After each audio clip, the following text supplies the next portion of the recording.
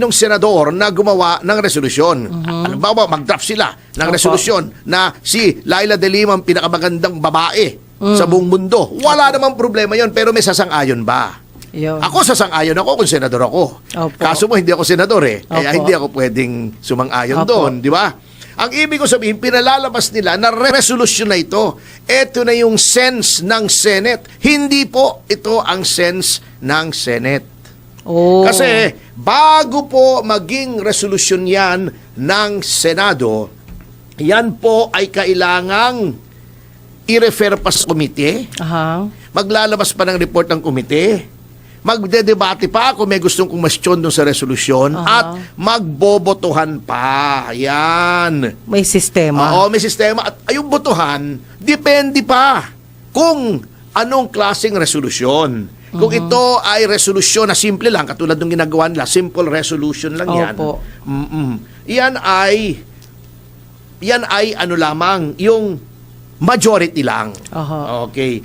Pag joint resolution ng House at saka ng Senate, dapat parehong payag sila. Ngayon, pag constitutional amendments, 2/3 ng Senado, 2/3 ng House. Oh. Yan. Hindi po basta nagpanukala kayo resolusyon. Nakaso nyo, naguguluhan ako tinitingnan ko lahat ng dyaryo. Yan, no? Eto pa. Nakalagay, na merong resolusyon. Ang dami! Opo. Minimislead nila ang media. Palagay ko sila nag-press release nito. May resolusyon na daw. Oh. Wala pong resolusyon. Pinagluluko tayo. Ito pa ang nakakatawa sa sinasabi ni Rizon Tiveros. Opo. Sabi niya, ibablock daw niya ang lahat ng premature moves to dismiss the trial of Vice President Duterte. Oh. Ibablock niya. Siya lang mag-isa. Galing. O, ang gagawin niya siguro, haharangin niya yung pintuan. Galing. Bago maglulupasay siya roon sa floor ng Senate, ibablock niya. Opo. Siya mag-isa. Ibablock niya yung kagustuhan ng karamihan ng mga senador at ibablock niya ang kagustuhan ng Supreme Court. Grabing ego nitong babaeng ito. Mas malaki pa sa Empire State Building. Wow. Ang tindi ng ego mo, girl. Ikaw mag-isa. You will personally block. Siguro titry mong mag-block. Wala nang rule of law yan pag Oo. ganyan. Oo, gusto niya siguro siya ang mamuno doon sa minority block. Ayun. Pag siya ang pinuno ng minority block, siya ay blockhead. Oh, Oo, di ba? yeah. OMG. Anyway, Oo. paano naman hindi ka matatawa sa mga ito? The presumptuousness.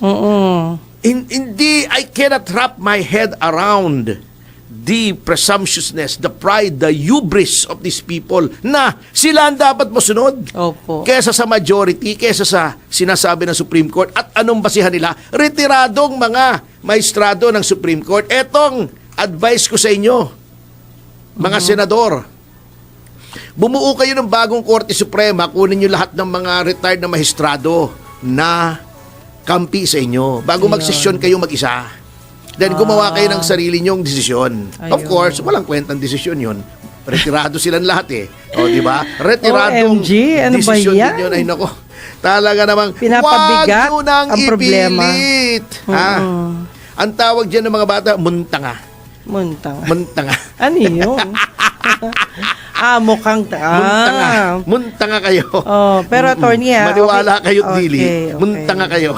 Oo. Sinabi na, wala ba kayong kagalang-galang? Itong Kalungkot mga ito, naman. kengkoy ha? Kita mo ha, etong si Monson, matatawa ka.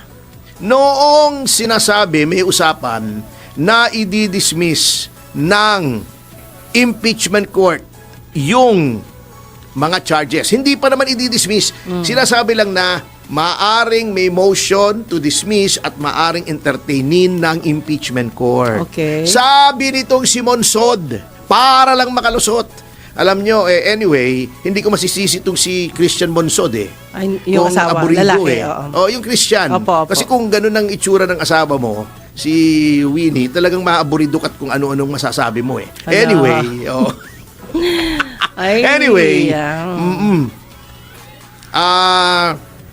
sabi niya, hindi kayo ang magdidesisyon kung mali ang ginawa ng House, kung merong violation ng 1-year ban.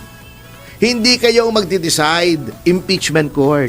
Ang magde-decide niyan ay ang Supreme Court. Sinabi niya yan, i-fact check niyo ako. Talaga? Kung hindi totoo. Sinabi niya yan. It's not for you to decide, it's for the Supreme Court To decide. to decide. Ngayon nagdesisyon ng Supreme Court, But sabi niyo, now- huwag sundin, dapat ituloy niyo. OMG. Buang. Inyawa, inabuang na. Ay, giatay ko Oo, dasay. ay, nako. Oo. Tinuod. Tinuod, Tinuod Ginoo. dahil, nako. Hindi.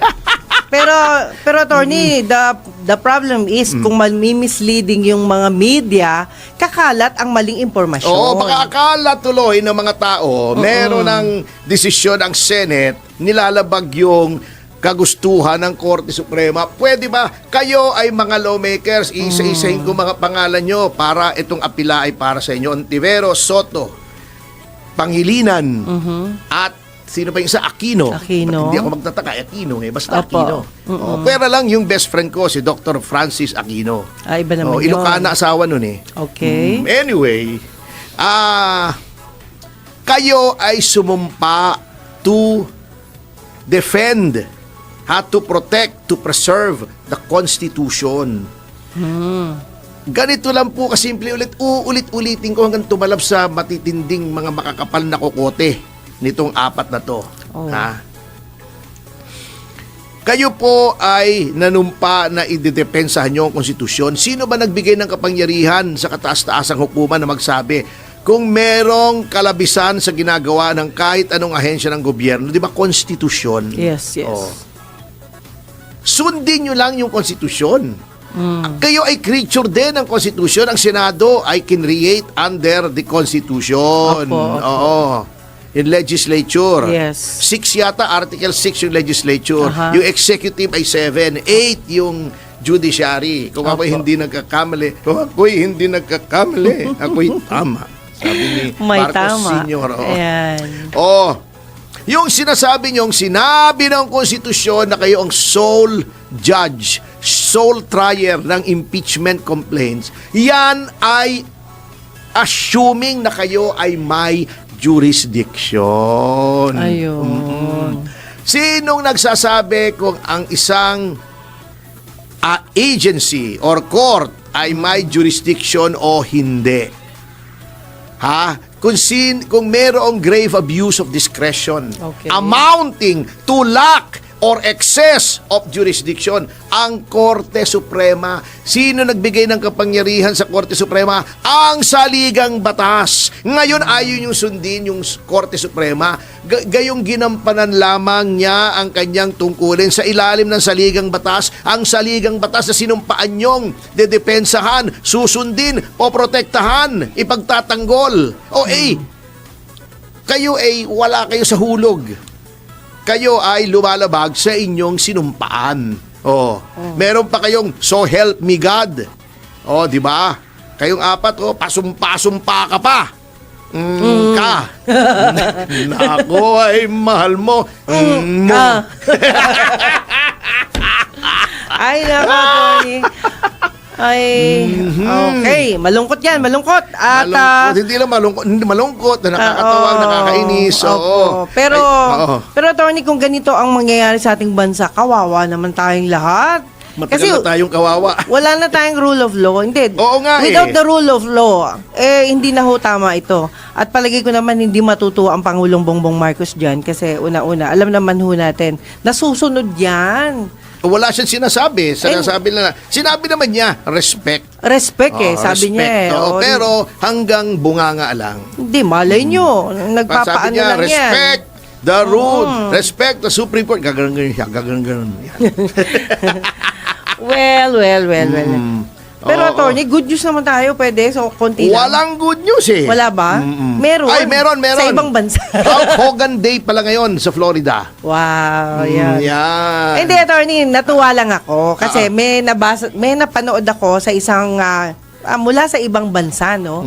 Na meron palang sistema na para hindi maipon ng tubig, yung hindi siya semento, pero matigas siya, ha? Lupa lang na ang Hindi simento, pero matigas. Hindi, Pagbubuka ng mga congressmen na kontratista. Yun. Hindi po. Oo. Ibig sabihin, lupa yung pero matigas. Lupa yung ginamit nila. Ngayon, pwede palang mag-subside yung tubig na kapag doon daw dadaan. Ang punto ko lang, ito yung bansang ano to I Anong think bansa? Australia. Ah. Ayan. Yung mga ganung sistema. Ang gusto ko lang, bakit hindi mag-research yung ating mga kinauukulan para humakita yung lahat ng problema natin na sabi na ho ng Pangulong Bongbong Marcos tulungan natin siya na yung i-relieve na, alis natin yung mga problema at Hindi, ang solusyonan. problema, nasabi talaga niya. Opo. Ang problema, ninanakaw yung flood control. Di ba sinabi niya? Ay, hindi nga, babaguhin na nga Oo. At huhulihin, di ba sabi niya, ikukulong ba yung mga yan? Pakita niya. Sana, Pakita niya, no? oo. Sana para at least wala na umulit. Oo, tignan natin. Oo. Ayan. Oo. Siguro bigyan natin 6 months kung sinong huhulihin. Opo. Pag may nahuling congressman na nangungupit sa flood control at huwag niyong sabihin wala.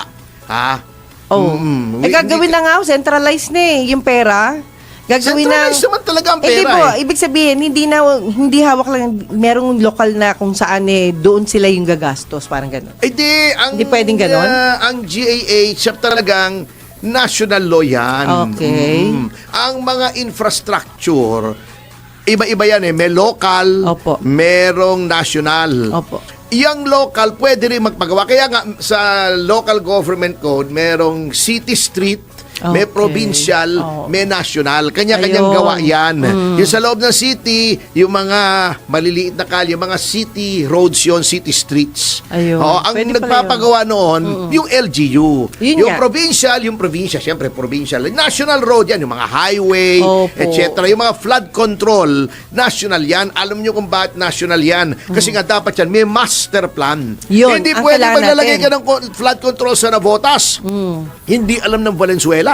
Kasi hindi naman pagdating sa boundary ng Valenzuela, tumitigil yung baha Nagpo-flow yan sa buong Metro Manila. Kung titingnan nyo yung lumang mapa ng Maynila, Opo. makikita nyo, napakarami yung tinatawag na estero. Hindi yung esterong mabaho Aha. Estero, estuary. Okay. In Spanish, estuary yun. Estuary. Yun yung mga, di ba, ang cycle ng tubig ay from the mountains, so from the higher areas, Okay. because water seeks its own level. Yes. Hindi pwedeng lumulutang ang tubig. Opo. Pag bumagsak ang tubig, ang terrain naman ng Metro Manila ay hindi pantay Merong bundok, di ba? Doon sa may bandang Marikina, Antipolo, may mga Opo. bundok doon. Opo. Sa Cavite, may bundok Yes, din. yes. Integral part yan. Isang integral at terrain yan Ang tubig ay babagsak. Yan. Ang pagbagsak niyan, may estuary yan, Opo. may lakes, di ba? May river. Yung river, ang main, yung Pasig River. Yeah. Di ba? Babagsak dyan ng tubig, tabang yan. Yes, Kasi yes. galing yan sa mga bundok at saka yung mga higher areas. Opo. Tubig ulan yan Yan ay papunta sa dagat. Di ba? Kaya nga may kantang Lonely rivers flow to the sea, to the sea. Yung mga estuary, yung mga estero, mas maliliit na mga rivers yan. Ayun. Oo. Papunta rin yan sa dagat. May mga ibon dyan. Yung mga dulo-dulo niyan bago bumagsak sa dagat. Opo. Bago pumasok sa dagat, mayroong ibon, may mga, yung maraming tinik. Ano yun?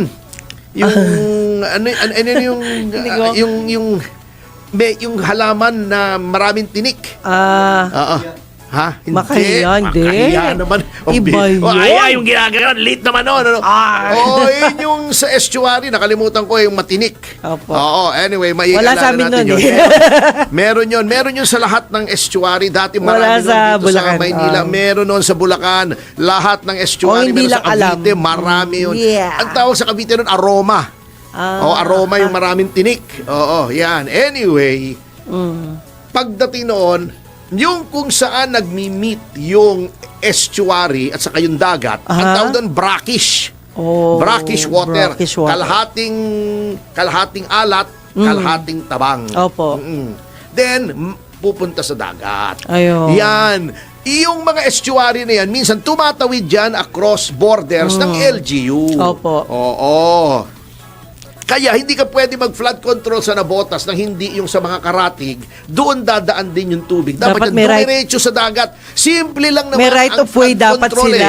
Oo, Kasi right nung of wala way. pang mga reclamation, wala pang mga malalaking building, Opo. hindi masyadong bumabaha kasi pagbaha, maiipon ng konti May sa mga mapupuntahan estero, sila. sa mga Pasig River, then lulusot na sa Opo. dagat. That's true, Yan. oo. Ngayon, may nagharang, may nag-reclaim, may Oo. nag-divert, may nag-dam ng mga estero. Ayan, edi katakot-takot na baha. Pero pinag-aralan naman yan, sir, Hindi di ba? pinag-aralan Ay, di yan, ba? maniwala ka. Talaga? Kaya nga, inaamin naman ng DPWH, walang master plan. Oo. Bakit? Kasi ayaw nilang mawala ang baha. Bakit? Kasi pag wala ng baha, Walang wala na trabaho. silang budget sa flood control. Ganoon lang kasimple yan.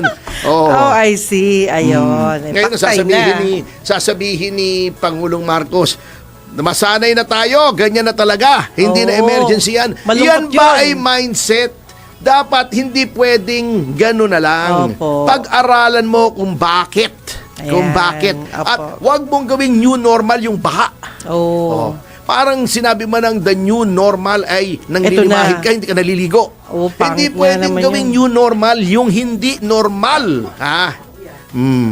Para mag sinabing ang new normal na abogado ay si Larry Gadon. Hindi pwedeng ganon. Hindi pwedeng ang new normal ay may depekto. Dapat ang normal ay normal. Yeah, Yung baha, hindi new normal yon. Abnormal po yon, Mr. President. Yun ang lunasan nyo. Ayun, Hindi solusyon. pwedeng, anong gagawin natin? Hindi pwedeng ganon. Hindi pwedeng mahiya naman kayo. Hindi po mahihiya yan. Pag bilyong-bilyong piso ang pinag-uusapan, wala nang hiyaan yan. Ayun naman, para naman kayong pinanganak kahapon eh. Kung sino mang nag-advise sa inyo na sabihin new normal yan, malakas ang Malungkot yan. tama nun. Bangag Malungkot yung yan. nag-advise sa inyo nun.